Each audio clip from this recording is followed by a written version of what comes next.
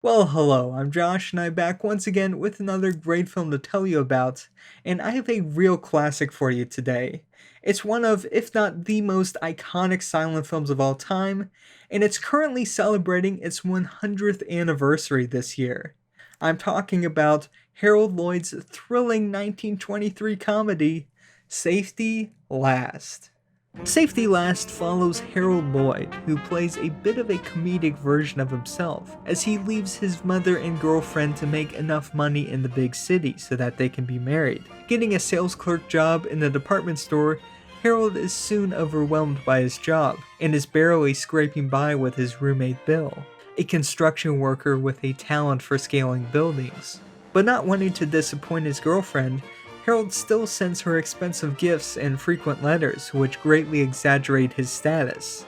Thinking that he is now rich enough to support a family, his mother encourages the girlfriend to join him in the city, causing Harold to go to even more hilarious lengths to keep up this charade. But he may have finally caught his break when he hears that the boss is willing to pay $1,000 to anyone who can attract a crowd to the store, and he soon hatches a plan with his wall-climbing roommate to give the people a show they'll never forget. So you may remember earlier this year, I actually recommended another Harold Lloyd film, The Freshman, which came out 2 years after this one, and was actually directed by the same directors, Newmeyer and Sam Taylor, who were actually both members of Lloyd's gag team.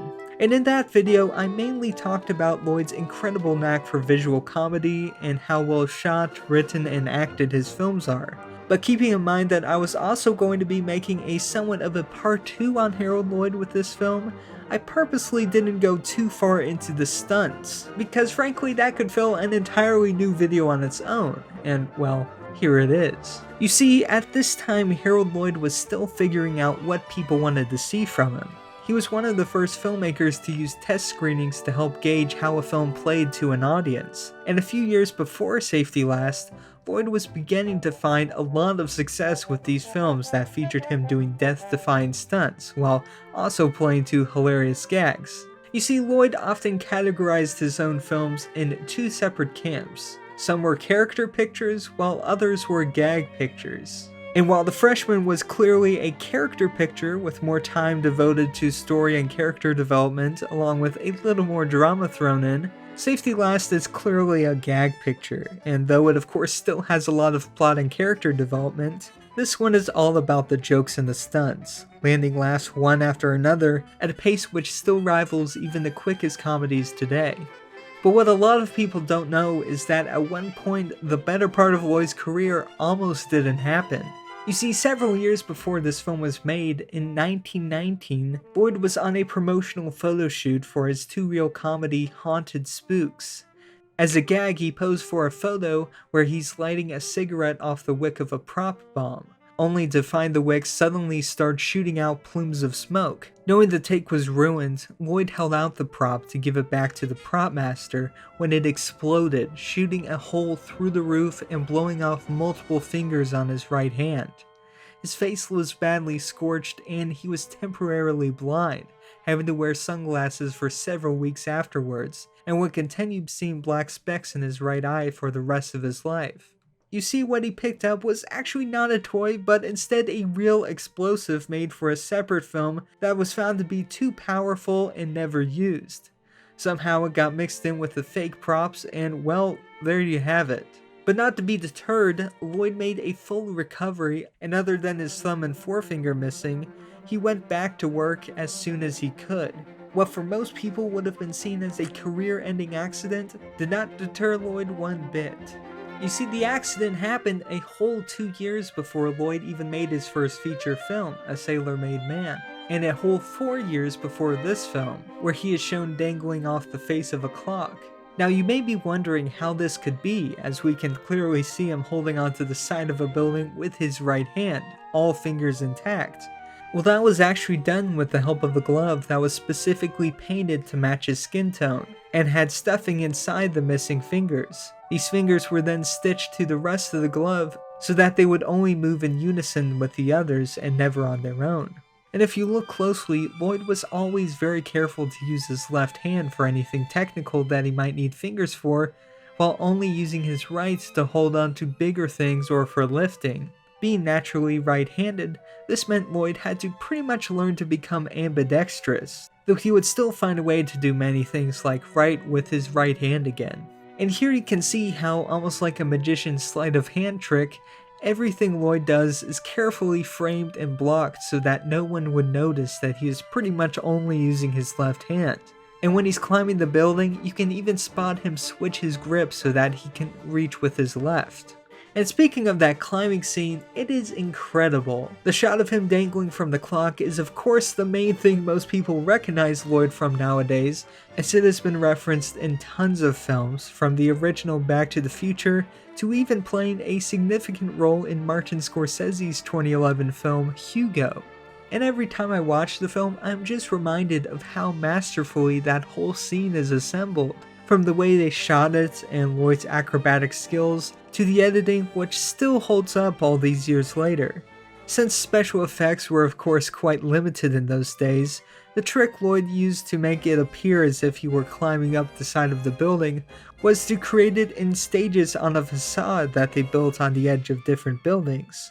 That way they had a real backdrop of downtown LA behind him, while still being able to have Lloyd perform his dangerous stunts without a wire, as they could have a cushion around 10 feet below him to break his fall. Though I might add, this mattress that they had under Lloyd was not a foolproof safety measure by any means. Lloyd later recounted that as a safety test before shooting, they dropped a test dummy from the top of the facade onto the mattress, only to watch it bounce off the edge and fall several stories below. Since they had to be on the edge of the building for the trick to work, it was still a very dangerous stunt, and Lloyd could have easily died if he fell and hit the mattress the wrong way. And as I said, the scene of course became one of Lloyd's most iconic, leading him to even recreate and reference it in some of his talkies as well.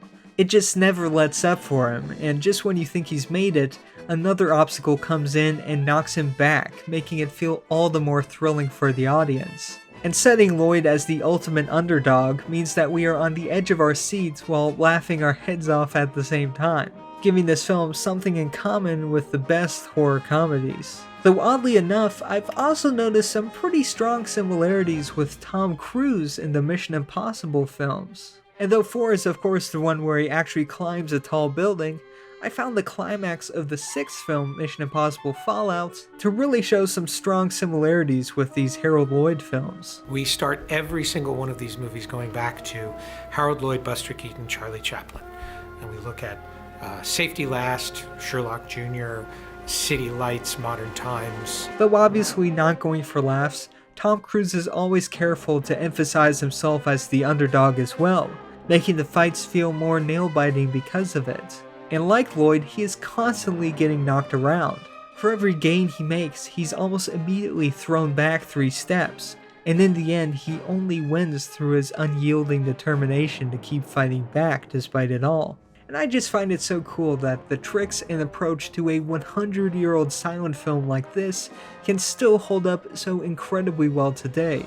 And as far as the actors go in Safety Last, they are of course incredible. I've already given you some background on Harold Lloyd, and if you see my video on The Freshman, you'll get even more of an idea of how big a role he played in making his films. Despite taking minimal credits, he was really one of the only silent comedians who played the everyman you'd see on the streets.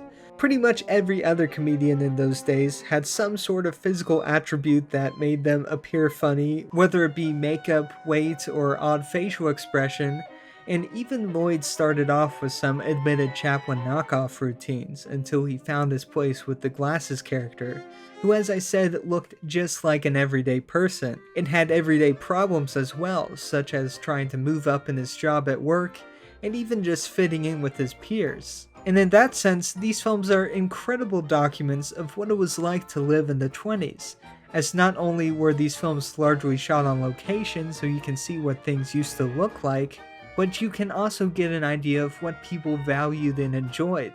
And in many ways, though physically things have changed since, it's fun to see how similar we still are despite being 100 years removed. And it's also worth mentioning Lloyd's co-star Mildred Davis, who actually married Lloyd shortly after shooting on this film wrapped. And interestingly enough, she almost wasn't in this film at all. After Lloyd's longtime co-star Bebe Daniels moved on, Lloyd was forced to find a replacement, and after a long search, they decided to try Mildred Davis, only to discover that she had just moved back home to Philadelphia after giving up on the idea of success in Hollywood. Lloyd ended up convincing her to return for an audition, where she would then be cast in 15 of Lloyd's comedies, with Safety Last being the final one, and actually becoming the face of Maybelline for a time as well. And she of course does a wonderful job here. And I must also mention Lloyd's roommate, Bill Strother, who acquires the nickname Limpy in this film because he apparently broke his left leg a few days before filming. You can find him limping in a few scenes if you pay attention, but to be honest, I was almost as surprised by this fact as when I learned that Lloyd was missing 2 fingers. Strother disguised his limp so well, I can't imagine how painful it was to walk around, let alone climb a building with a taped up broken leg. Strother was actually a frequent building climber in real life, known as a human fly, and even doubles for Lloyd in some of the wider climbing shots in the film, though Lloyd apparently insisted that he be hooked to a piano wire for safety. But nevertheless, Strother's work here is nothing short of incredible. So if you want to watch Safety Last, it's a pretty easy one to get a hold of now that it's in the public domain, though I will say it is in varying qualities. I definitely recommend, if you can, trying to check it out on either the Criterion channel or Max, as those are using the Criterion Collection restoration, which was done about 10 years ago. And you can also pick that up on DVD or Blu-ray like I have here. And I also have to say, this Criterion disc is packed with bonus features, including a pretty comprehensive documentary on Harold Lloyd from 1989, which features many of the people that actually knew and worked with Lloyd back in the day. And among some other great retrospectives and a commentary with Leonard Maltin, it also has 3 newly restored short films from Harold Lloyd as well, so it really makes for a great package if you want to learn some more about Harold Lloyd. But now for my comment question, and I'm wondering, what is the most impressive stunt you've ever seen in a film? I mean, Safety Last certainly ranks up there as being one of the most iconic, but there have been so many incredible stunts that have been done over the past 100 years, let alone back in the 20s, with filmmakers like Buster Keaton doing their own iconic stunt work. So be sure to write your favorites in the comment section below and start discussing. Hit the like button if you enjoyed this video, and subscribe if you want to see some more of these.